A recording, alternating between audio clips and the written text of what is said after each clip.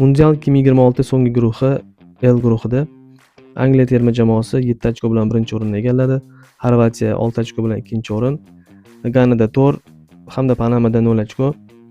Angliya terma jamoasi to'pga egalik qilish foizi 61, jamoa o'rtacha yoshi 26.1. Kornerlar soni 22 ta, obvodkalar soni 37 ta, zarbalar soni 49 ta. Taktik sxema 4-2-3-1 hamda 4-3-3. Jamoa bosh murabbiyi germaniyalik Thomas Tuchel o'z o'rnida qoldi.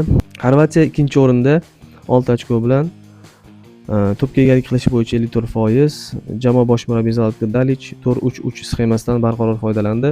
4 ochkoga ega Gana terma jamoasi o'rtacha yoshi 25.2.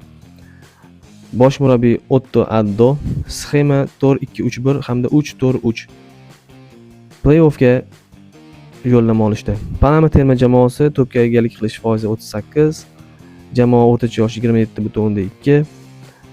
Jami 26 ta o'yinchidan 18 tasi maydonga tushdi. Jamoa bosh murabbiyi Thomas Christensen darhol iste'foga chiqarildi. Sxema 5-4-1.